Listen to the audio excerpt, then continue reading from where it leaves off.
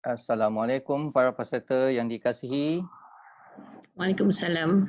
Mohon disablekan video dan mutekan mikrofon masing-masing.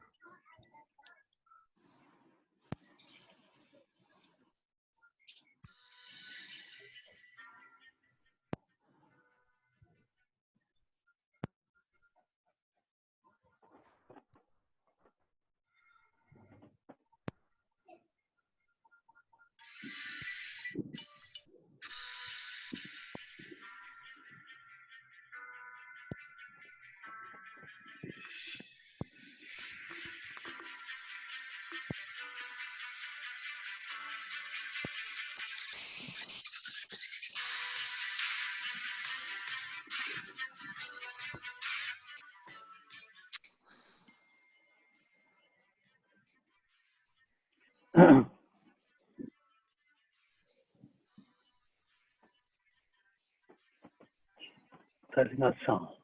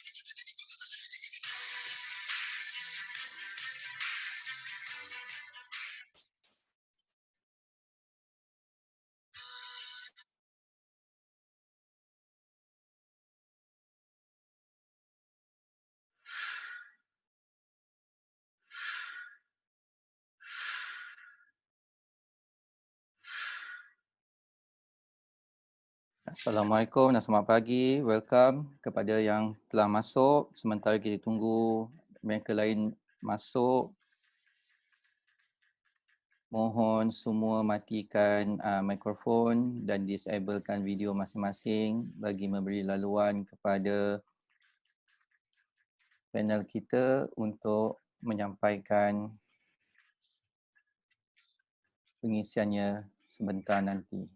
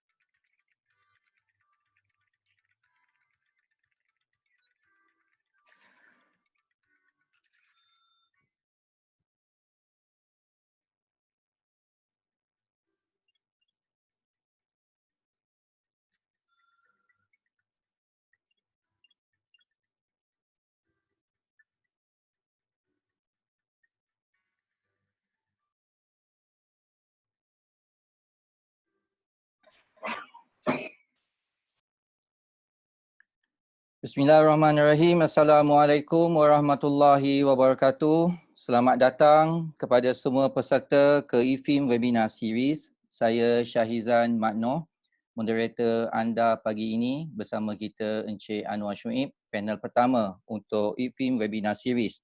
Satu perkongsian ilmu terbaru yang disajikan oleh IFIM untuk anda semua. Seperti mana yang kita maklum, Pertubuhan Kesihatan Sedunia WHO telah merekodkan lebih 200 negara ataupun wilayah yang telah dijangkiti COVID-19. Lebih 1 juta kes telah direkodkan dan lebih banyak kematian semakin hari direkodkan.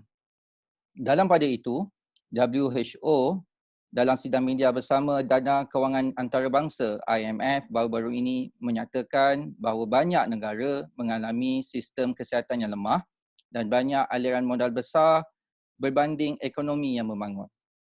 Dan ini secara tidak langsung menunjukkan isyarat kewangan sedang mengalami krisis. Negara kita sendiri, PKP, telah dilanjutkan ke fasa yang kedua dan kes direkodkan melebihi 4,000.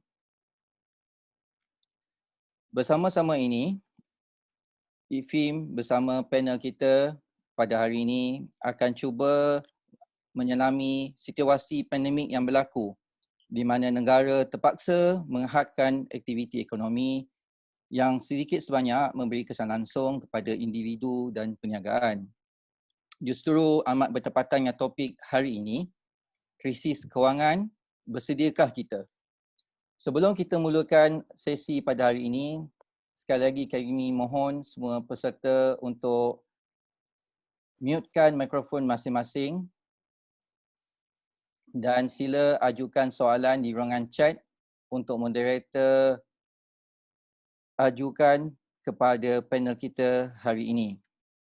Bersama kita Encik Anwar Syuib, seorang figura industri perancangan kewangan Islam yang tidak asing lagi, seorang perancang kewangan berlesen, pemegang Islamic Financial Planner dan Certified Qualification in Islamic Finance Wealth Management (IFIM), kini menjawat jawatan Ketua Pegawai Eksekutif di firma perancangan WKA Islamic Wealth Management Sdn Bhd. Apa khabar Cik Anwar? Baik, Alhamdulillah. Terima kasih Tuan Haji Syaizan atas jemputan. Untuk pengetahuan Cik Anwar, lebih 100 penyertaan telah kita terima sebenarnya dan sebahagian besar telah pun berada dalam forum kita pada pagi ini. Jadi beberapa soalan telah pun kita terima sebelum sesi ini berlangsung. Namun jika ada persoalan-persoalan ataupun sebarang perkongsian yang hendak dikongsikan oleh para peserta, bolehlah diisikan di ruangan chat untuk moderator ajukan kemudian nanti. Baik. Jadi tanpa kita buang masa Cik Anwar, kita serahkan sesi ini kepada Cik Anwar. Silakan Cik Anwar. Terima kasih Tuan Haji Syaizan. Assalamualaikum warahmatullahi taala wabarakatuh kepada semua. Terima kasih atas urusan yang IFIM lakukan untuk kita semua hari ini, untuk kita berkongsi sedikit sebanyak tentang apa yang kita hadapi hari ini. Kita tak pernah hadapi kisah COVID-19, kita pernah dengar tentang wabak hitam yang telah berlaku yang mengakibatkan banyak kematian sebelum ini. Mungkin di luar daripada masa kita pernah dengar Ebola, tapi bukan berlaku dekat dengan kita, tapi jauh daripada kita. Kita pernah melihat wabak-wabak lain, H1N1 dan sebagainya.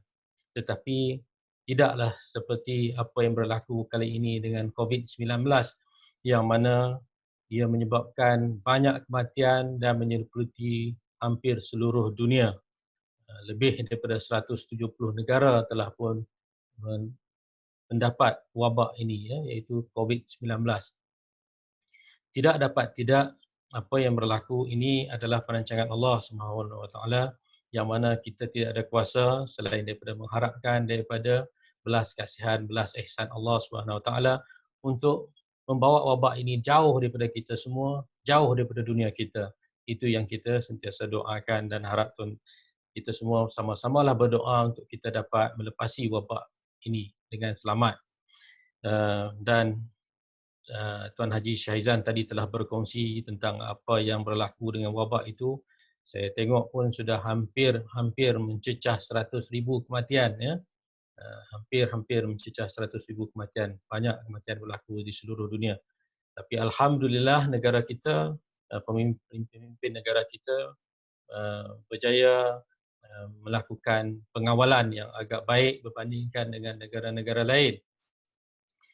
Tetapi itu perkara yang mana wabak ini bersangkutan dengan kesihatan, ya. Kalau kita lihat di sini, ianya adalah sesuatu yang mana banyak melibatkan mereka-mereka dalam industri kesihatan. Tetapi bukan sekadar akibatnya melibatkan industri kesihatan, tetapi ia memberi impak kepada ekonomi. Contohnya, kalau kita lihat, semua orang tidak dapat melakukan tugas-tugas seharian. Apabila semua tidak dapat melakukan tugas-tugas seharian, maka ekonomi negara kita pun terlibat sama, iaitu mengalami masalah kemerosotan akibat tidak ada pengeluaran yang dilakukan di dalam negara kita ataupun berlakunya pengeluaran yang berkurangan, yang impaknya amat besar. Baik, sedikit perkongsian lagi yang saya ingin tambah, ya. Dalam kita menghadapi wabak dan sebagainya ini, kita tidak dapat tidak. Kita semua, saya percaya, daripada industri kewangan, kita semua belajar macam mana kita nak menangani risiko. Kita semua belajar, kalau mereka yang di dalam bank, mereka akan belajar macam mana untuk mengendalikan risiko di cawangan masing-masing. Kalau mereka yang berada di pusat, ibu pejabat contohnya, mereka juga perlu belajar dan perlu mengetahui bagaimana untuk menguruskan risiko organisasi mereka sendiri. Jadi pengurusan risiko adalah perkara yang penting yang perlu kita semua fahami dan kita perlu dalami, ya, untuk kita memastikan bahawa kita dapat memastikan bahawa organisasi kita, negara kita, diri kita, keluarga kita dapat mengendalikan kewangan kita dengan baik, insya-Allah. Kalau kita lihat risiko yang ada hari ini, ada dua risiko penting. Iaitu pertamanya adalah risiko penyakit. Risiko penyakit yang kita hadapi hari ini adalah COVID-19. Yang mana kita belum pernah dengar. Kalau kita lihat di luar-luar, di dada-dada akhbar, macam-macam ada yang katakan ininya adalah kerana pergaduhan di antara China dan Amerika dan sebagainya, teori-teori yang pelbagai. Ada yang mengatakan virus ini adalah virus ciptaan, dan tidak dapat tidak yang kita lihat di dada akhbar dan di dada berita media sehari ini mengatakan bahawa virus ini datang daripada kelawar dan tenggiling. Jadi ini adalah penyakit yang mana cepat menyebar. Kalau kita berdekatan dengan seseorang itu, kita mungkin dijangkiti akibat daripada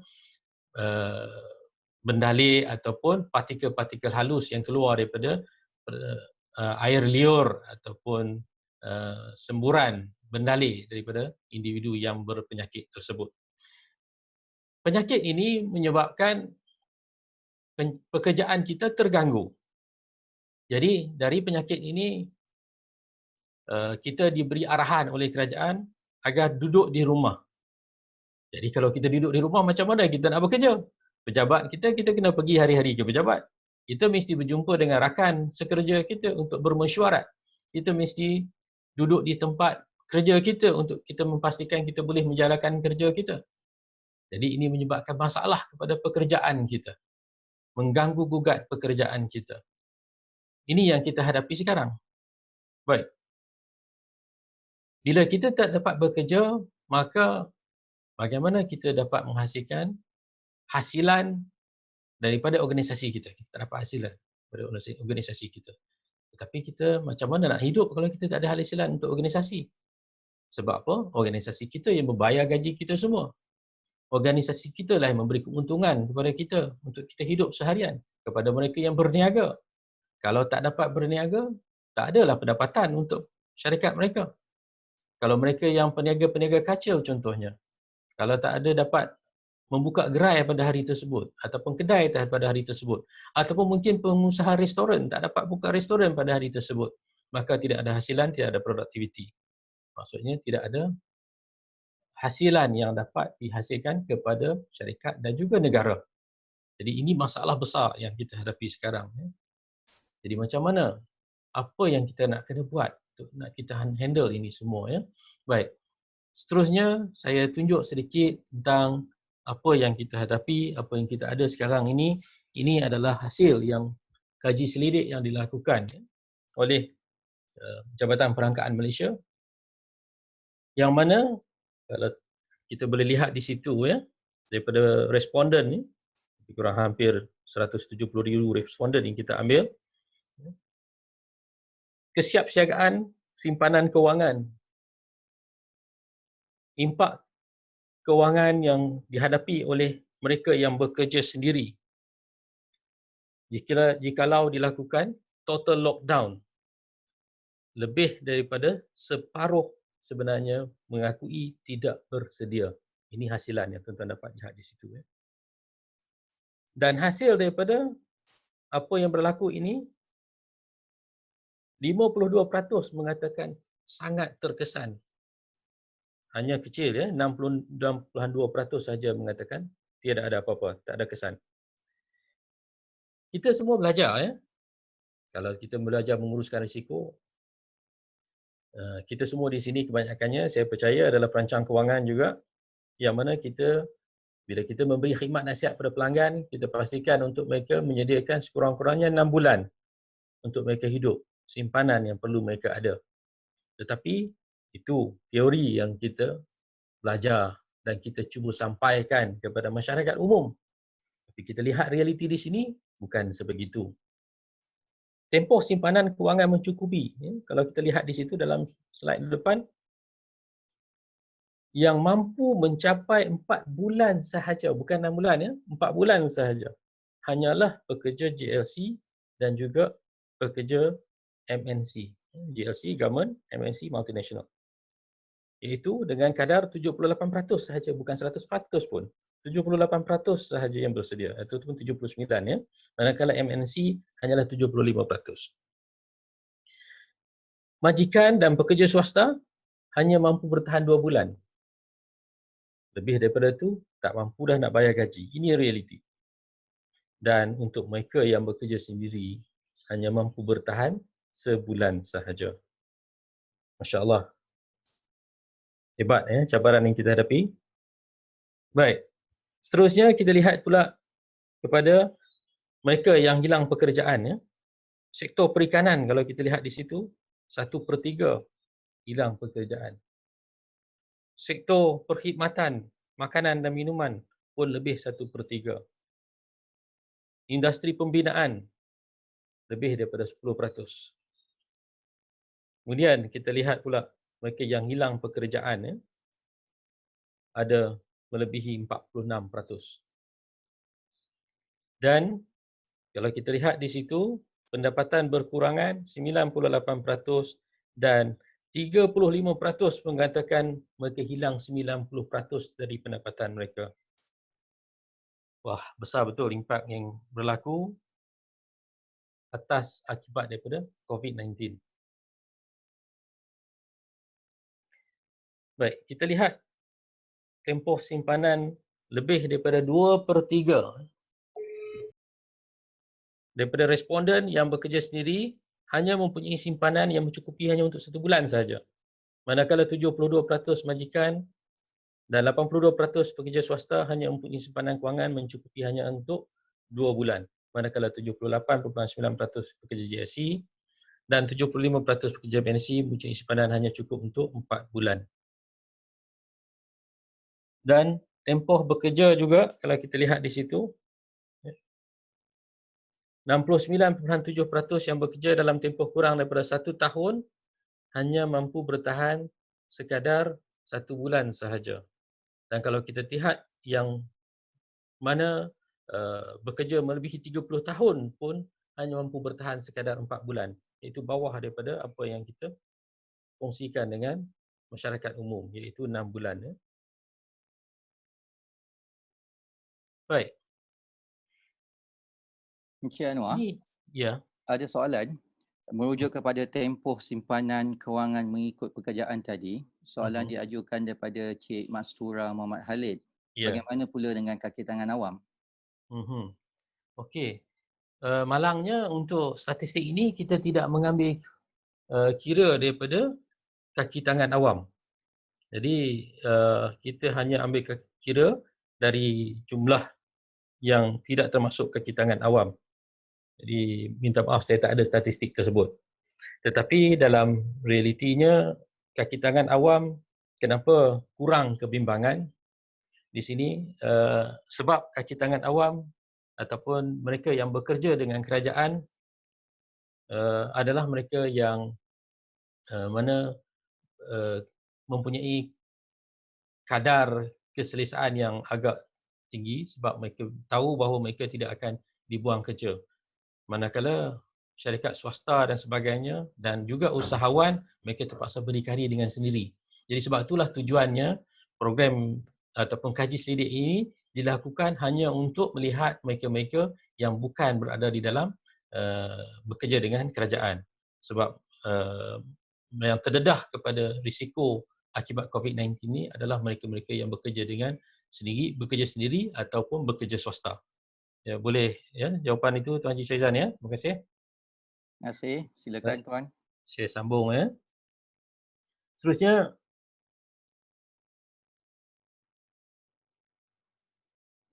baik. Bila kita melihat risiko yang kita hadapi di sini, nombor satu risiko yang kita hadapi dan paling kritikal hari ini adalah risiko nyawa. Kita semua belajar maqasid syariah. Kita perlu memberi keutamaan kepada risiko-risiko yang lebih penting ya. Antaranya risiko yang lebih penting yang kita perlu memberi keutamaan adalah pastikan nyawa terselamat terlebih dahulu. Jadi alhamdulillah kita lihat kerajaan itu mengambil tindakan yang tepat, iaitu menutup pengusaha dan sebagainya, memastikan supaya nyawa dilindungi terlebih dahulu. Alhamdulillah kerajaan mengikut apa yang sepatutnya dilakukan ya. Mereka memastikan bahawa nyawa dilindungi, itu melakukan PKP. Itu pastikan semua orang duduk di rumah ya, sampai kita tengok Perdana Menteri punya ucapan pun dijadikan sebagai lagu ya. Okey, baik. Ini kerana kita menghadapi perkara yang kita tak pernah hadapi sebelum ini. Mana wabak ini berlaku dengan cepat dan pantas sekali. Dan setakat sekarang lebih daripada 60 nyawa telah pun terkorban, syahid. Mereka yang mempertahankan ya, yang diwartakan sebagai syahid akhirat ya. Jadi ini yang penting kita lindungi dulu sekarang, iaitu pastikan nyawa keluarga kita, dan kita juga perlu melindungi antara satu sama lain. Sebab itulah kita memberi penekanan untuk kita semua menggunakan face mask ataupun topeng muka supaya kita lindungi rakan kita yang mungkin kita berurusan. Mungkin ada penghantar makanan yang datang nak hantar makanan kepada kita. Jadi kita pastikan kita tidak menjangkiti mereka dan mereka juga tidak menjangkiti kita. Kita jaga sama kita ya. Saya jaga awak, awak jaga saya. Kita lihat ini yang kritikal. Kekerapan. Baik. Apa yang berlaku dalam siri ekonomi, dalam siri pekerjaan, dalam hal pekerjaan dan hal ekonomi, perubahan kerap berlaku. Biasa untuk kita tukar kerjaya. Biasa untuk kita berhenti dari sesebuah syarikat, bekerja dengan syarikat lain, berhenti dari kerja dengan kerajaan, bekerja dengan syarikat swasta, berhenti dari kerja dengan swasta, bekerja dengan sendiri dan sebagainya. Benda ini benda yang kerap berlaku. Jadi risiko hilang pekerjaan dan sebagainya bukanlah risiko yang melebihi dari risiko kehilangan nyawa. Yang mana kalau kita hilang nyawa, habislah, nak pindah kerja kat mana lagi lah. Memang dah tak boleh dah.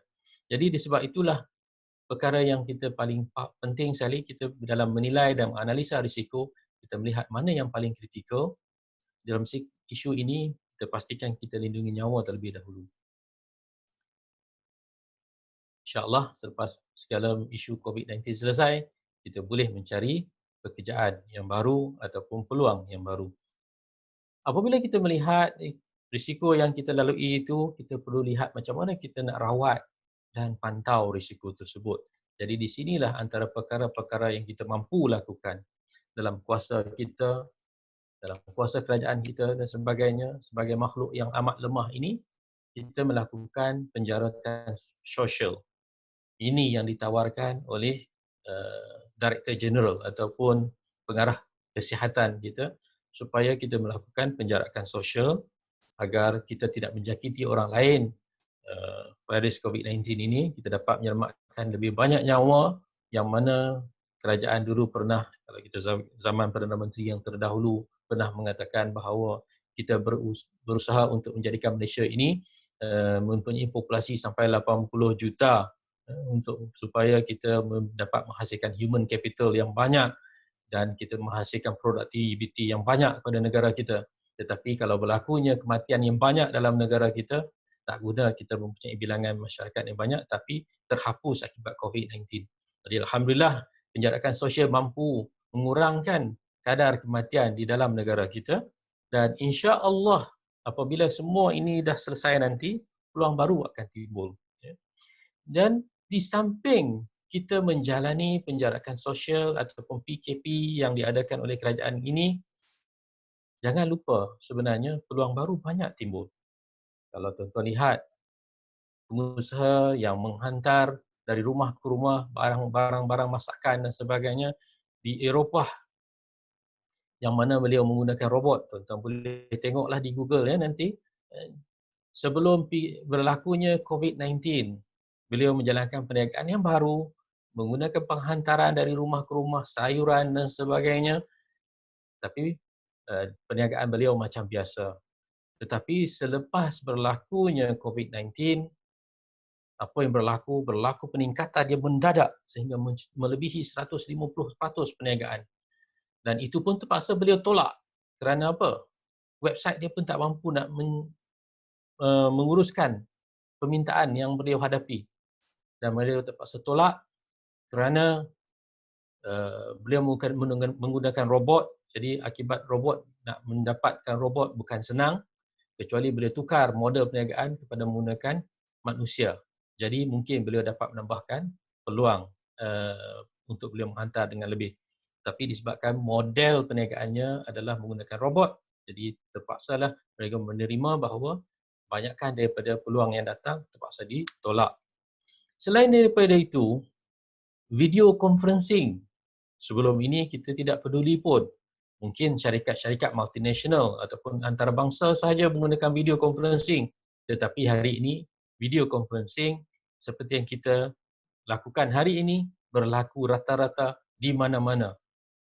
Dan mungkin sesetengah syarikat itu mendapat permintaan yang terlalu banyak, yang mana sehingga mereka terpaksa menolak sebahagiannya.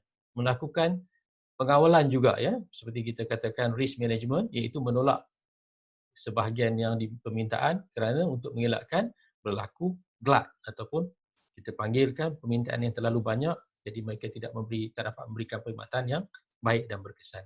Jadi inilah peluang baru yang ada akibat daripada COVID-19. Saya juga percaya rakan-rakan semua melakukan perniagaan. Mungkin ada yang di sini adalah ejen unit trust, mungkin ada yang di sini bekerja dengan bank, ada di sini mungkin bekerja dengan syarikat insurans atau takaful. Jadi mereka mungkin menggunakan, rakan-rakan semua mungkin menggunakan video conferencing juga untuk berusaha bermesyuarat dengan pelanggan dan menggunakan iPad untuk pastikan tuan-tuan dapat menjalankan perniagaan. Encik Anwar, Ya. dalam keadaan peluang-peluang baru semakin banyak diperkenalkan sejak berlakunya wabak COVID-19 ini, soalan yang kita terima daripada Cik Fatin, sekiranya tiada aktiviti ekonomi dan ekonomi juga semakin menguncup, bagaimana kaedah yang baik khususnya individu untuk merancangkan ekonomi masing-masing dalam keadaan kita dalam fasa PKP ini lagi? Baik, terima kasih Cik Fatin atas soalan tadi ya. Okey, baik. Saya pun melihat ya di serata-rata di sekitar ya. Mungkin kita lihat di Malaysia, di Petaling Jaya, salah seorang pengusaha restoran. Beliau mengusahakan restoran yang menghasilkan makanan segar. Semasa sebelum COVID-19 berlaku, banyak orang yang datang ke restoran minta kepada beliau, boleh tak kami nak beli sayur daripada tuan? Boleh tak kami nak beli ikan? Kenapa? Sebab restoran tersebut menyediakan bahan-bahan yang segar untuk disediakan kepada pelanggan.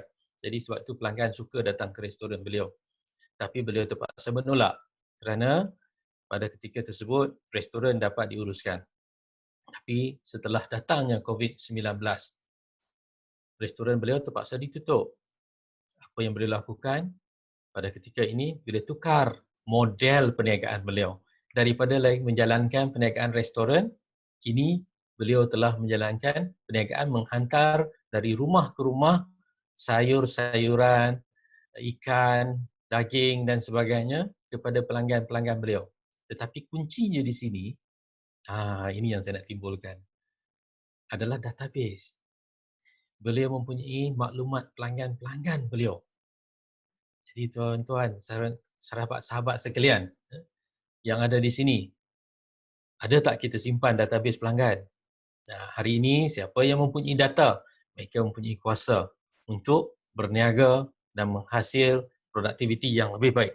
Begitu juga AirAsia, mereka tidak menghadapi masalah. Kalau kita lihat di sini, even kapten kapal terbang ya, kapten kapal terbang Mr. Tan ya, kalau tuan-tuan saudara-saudara selalu naik kapal terbang, ada dalam majalah AirAsia tersebut gambar beliau yang selalu menceritakan tentang risiko-risiko penerbangan dan sebagainya, macam mana teknikal tentang penerbangan. Beliau hari ini kalau kita lihat, dia pergi membuat perkhidmatan penghantaran untuk santan. Santan ini adalah makanan yang disediakan di dalam AirAsia.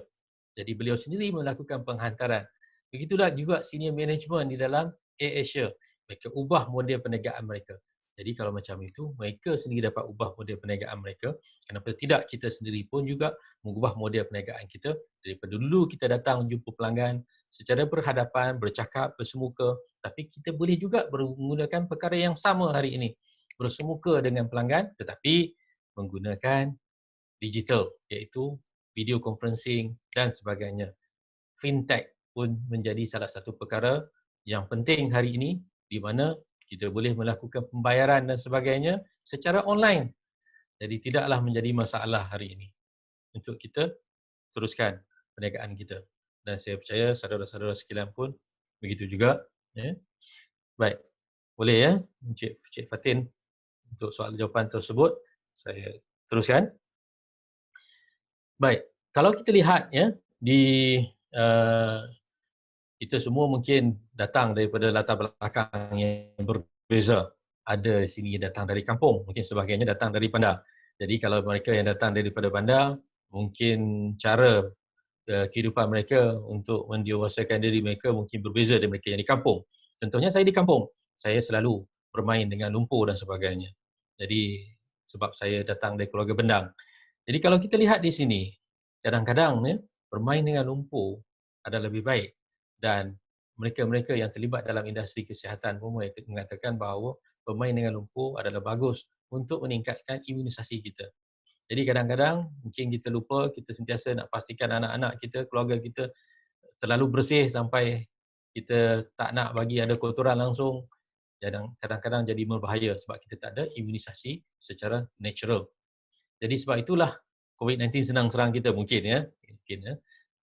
Baik, jadi selain daripada itu juga dulu kita bertani dengan membanting tulang dan sebagainya. Tetapi hari ini banyak kalau kita lihat teknologi pertanian menggunakan drone dan sebagainya.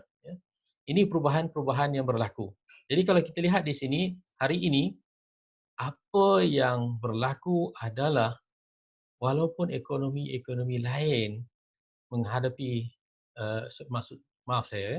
walaupun sektor-sektor lain menghadapi penurunan, tetapi sektor penyediaan makanan sektor pertanian contohnya, terpaksa kita benarkan ya.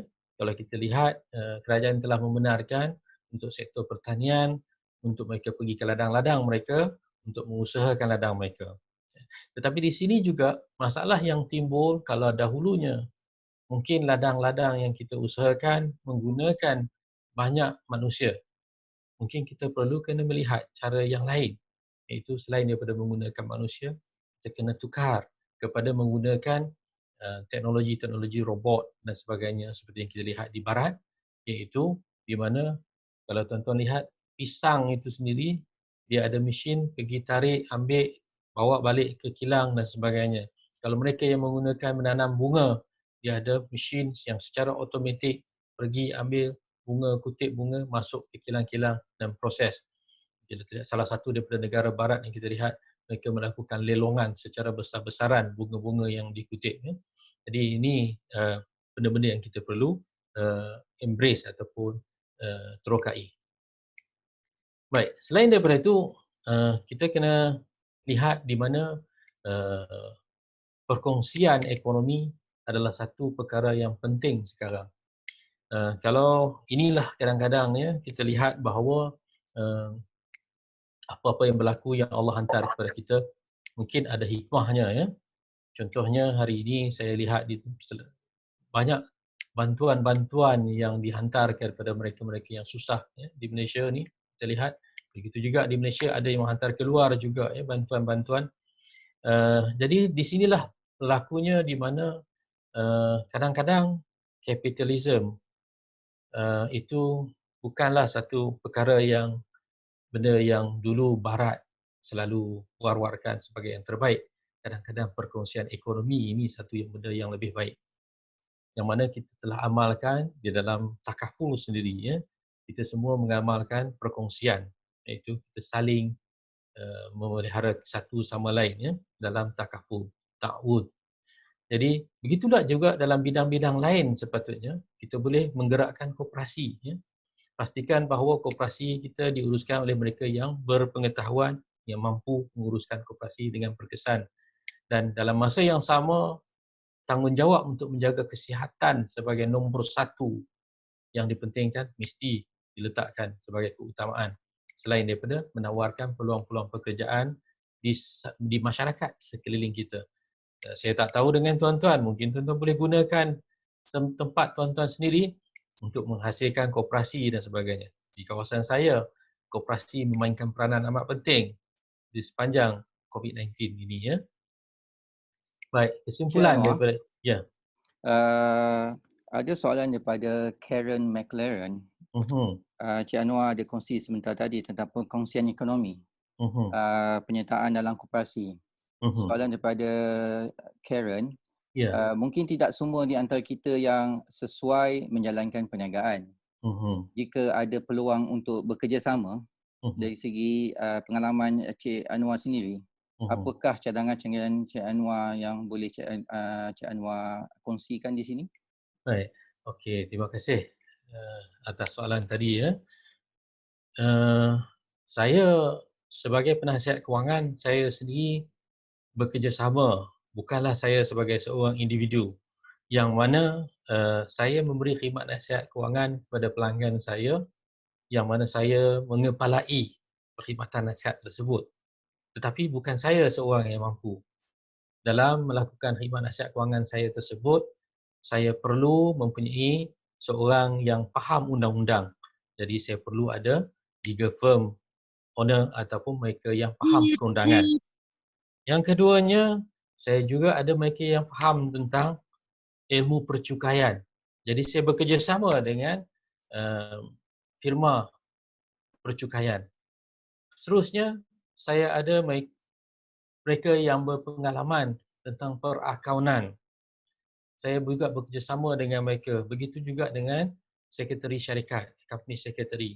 Jadi ini adalah contoh-contoh kerjasama. Selain daripada itu, sebagai penasihat kewangan, kita tidak boleh memberi nasihat yang memihak kepada mana-mana produk tertentu. Tapi lebih kepada hanya memihak kepada kepentingan pelanggan. Jadi sebab itulah dalam memberi khidmat nasihat saya kepada pelanggan, saya memang memerlukan mereka-mereka yang pakar dalam bidang mereka masing-masing untuk memampukan saya memberi khidmat nasihat yang terbaik kepada pelanggan-pelanggan saya. Saya rasa itu lebih menjawab persoalan tadi ya. Bagaimana pula Cik Anwar, soalan yang Ya. ditujukan daripada Puan Zarina. Ya. SME, perusahaan kecil, untuk mereka lebih bersedia menghadapi kemungkinan terpaksa menutup syarikat. Adakah pengkongsian yang Cik Anwar jelaskan sebentar tadi bertepatan dalam usaha mereka-mereka ini untuk terus meneruskan daya saing mereka? Baik, kalau mereka yang mengeluarkan produk-produk makanan, minuman ataupun SMB yang menghasilkan produk untuk kereta dan sebagainya mungkin berbeza.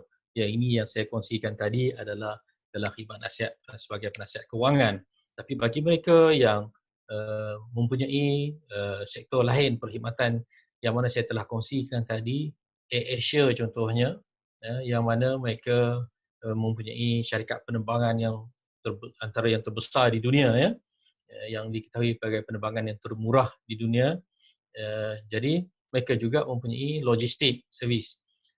Jadi pada ketika sebelum COVID-19, logistik ini kita tidak pernah tahu, tapi hari ini logistik ini memainkan peranan yang lebih penting berbandingkan dengan core business yang asal iaitu penerbangan. Jadi ini yang berlaku.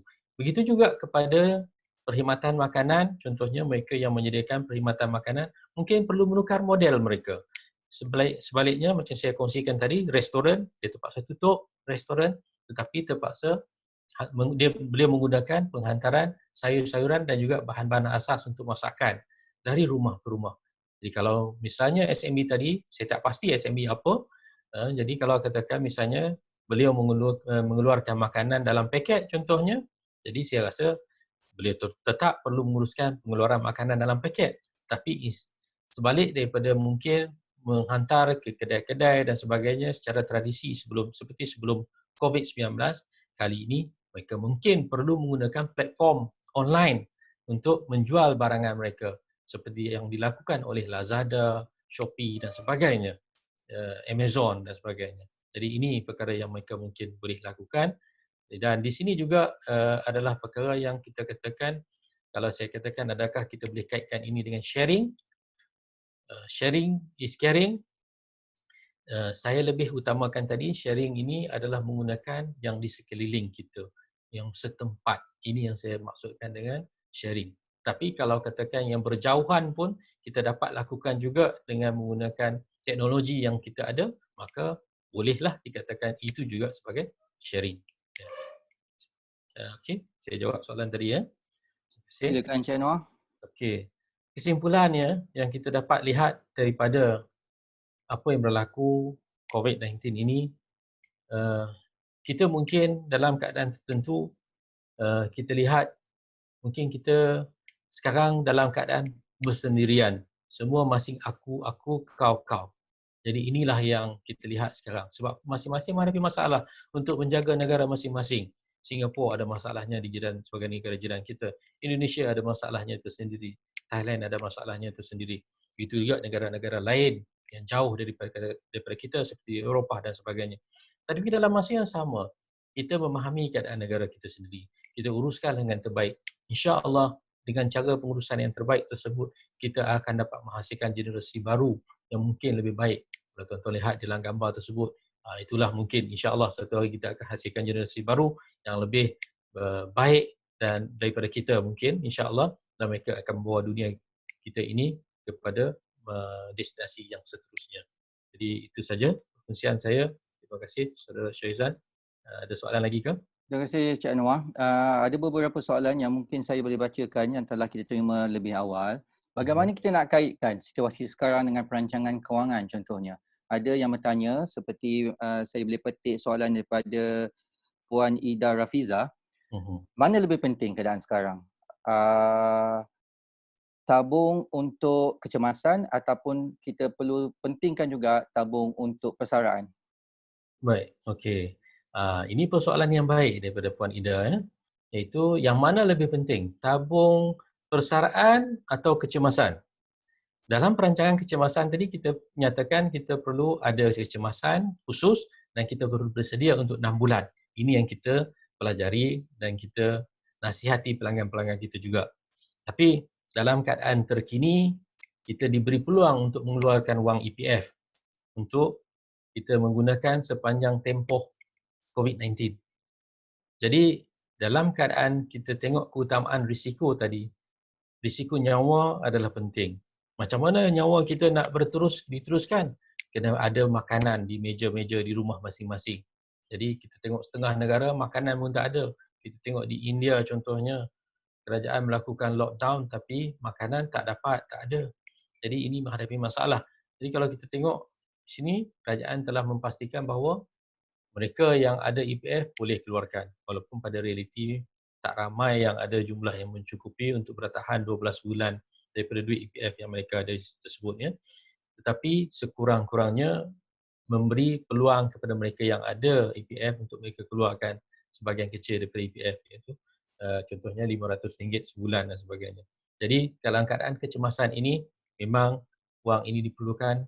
Kalau perlu baru guna, kalau tak perlu biarlah dia dalam EPF agar masa pencen kita nanti kita ada duit dalam EPF. Sebab tujuan utama EPF bukanlah untuk kita gunakan duit ini masa sekarang. Tujuan utama EPF kita kena ingat adalah untuk masa depan. Guna kalau betul-betul amat perlu sahaja. Kalau tidak, tak usahlah. Baik, sebab kita diberi peluang-peluang yang lain. Contohnya, kita tak perlu bayar ansuran rumah, kita tak perlu bayar ansuran kereta dan banyak kemudahan-kemudahan lain telah pun disediakan.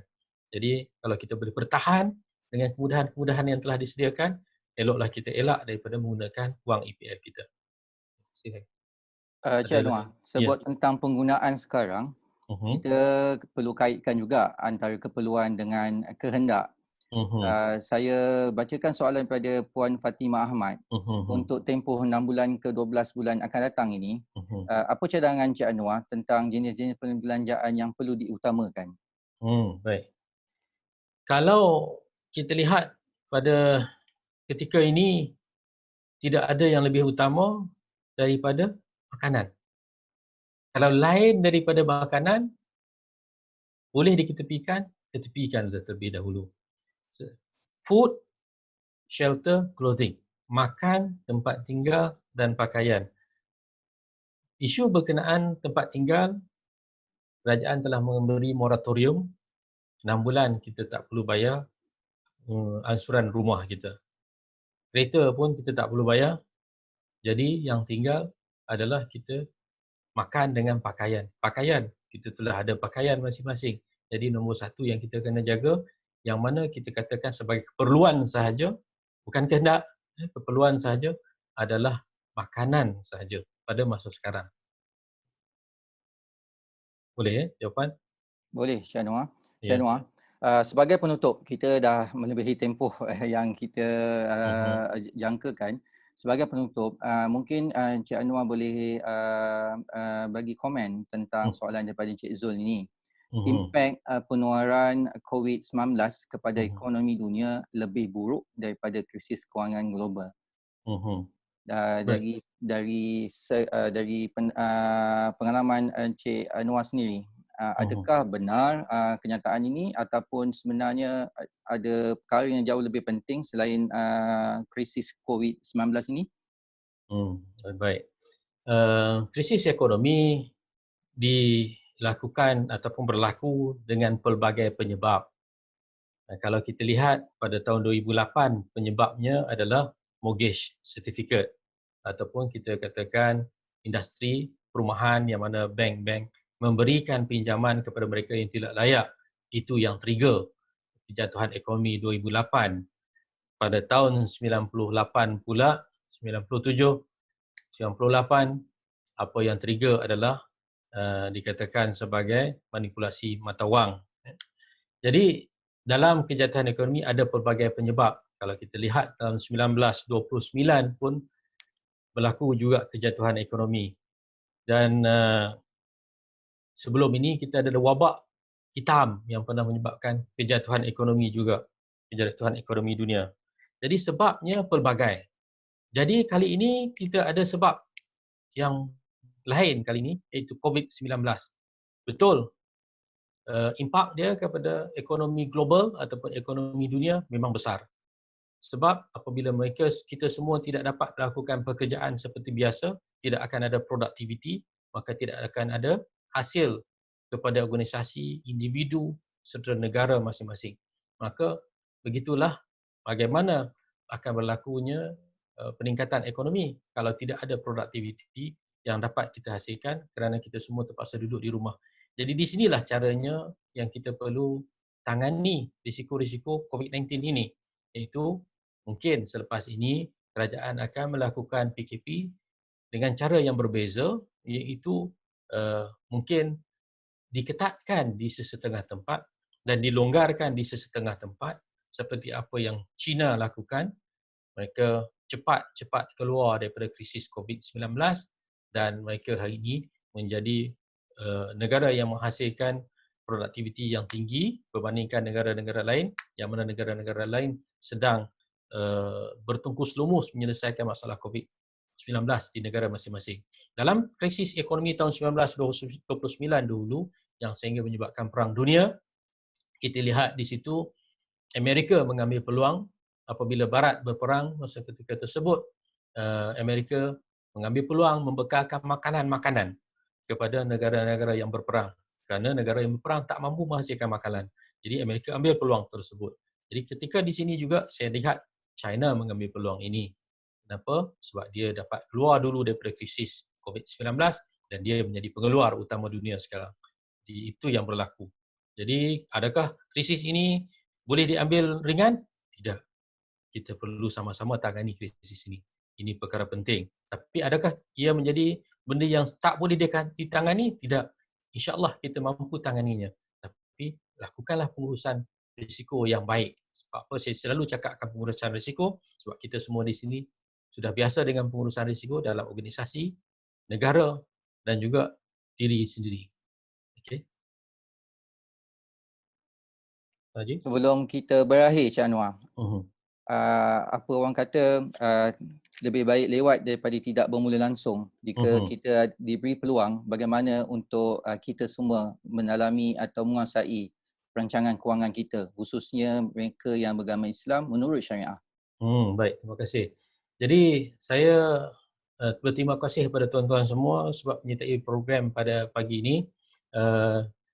IFIM, logo kalau tuan-tuan lihat di atas kepala saya tu, di sebelah kanan saya itu, ada menyediakan pelbagai program. Ada program yang berkenaan dengan audit, syariah audit. Islamic Finance, kalau sesiapa saja di kalangan kita semua yang ingin mendalami ilmu pengetahuan berkenaan kewangan Islam, ya, datanglah ke IFIM. IFIM ada menyediakan kepelbagaian daripada berbagai peringkat, ya. Sama ada kita ni daripada peringkat yang paling rendah atau kita dah ada nak buat master, nak buat dan sebagainya pun boleh juga dapat perkhidmatan daripada IFIM. Kalau IFIM core penyediaannya adalah kewangan Islam. Jadi nak ambil sertifikat boleh, kita ada sertifikat. Nak ambil IFP pun boleh datang ambil IFP dekat IFIM. Jadi ada pelbagai program-program tailor-made pun tuan-tuan bolehlah berbincang dengan sekretariat IFIM nanti. Jadi jangan segan silu sebab kita semua mempunyai ilmu pengetahuan yang terhad. Saya juga mempunyai ilmu pengetahuan yang terhad. Saya juga belajar daripada IFIM. Jadi datang sama-samalah kita meramaikan, bersama-sama berkongsi ilmu di IFIM. Kalau siapa yang ada ilmu boleh kongsikan, datanglah ke IFIM. Siapa yang rasa kurang ilmu nak dapatkan ilmu, datanglah juga ke IFIM. IFIM ada macam-macam, ya. Okey, saya rasa itu saja Tuan Haji Syarizan. Terima kasih Cik Anwar. Bolehlah kita simpulkan di sini sesi kita pada hari ini. Kenal pasti risiko anda, utamakan keperluan dan kehendak. Bertindaklah dengan bijak dan berhemah dalam mengawal kewangan kita. Umpama bidalan daripada Jepun, sukarnya wang ini umpama menyiram air di atas pasir. Dan mudahnya wang ini hilang umpama apa benda ni, mendaki ataupun mendaki gunung menggunakan sudu. Jadi terima kasih sekali lagi kepada panel pertama kita, Cik Anwar, Terima kasih. kepada para peserta di sini. Jangan lupa sesi kita Terima kasih Cik Anwar. Terima kasih. bersama Cik Rafiq Hidayat Muhammad Ramli dengan tajuknya What's Next After MCO. Jadi kepada para peserta, kami mohon untuk mengisi borang penilaian program yang akan diemailkan sejurus selepas program sebelum slides diberikan oleh pihak penganjur. Sekali lagi kami ucapkan terima kasih dan semoga berjumpa lagi. Penjarakan sosial, cuburi bidang baru dan duduk di rumah. Assalamualaikum warahmatullahi wabarakatuh. Assalamualaikum warahmatullahi wabarakatuh. Terima kasih. Terima kasih.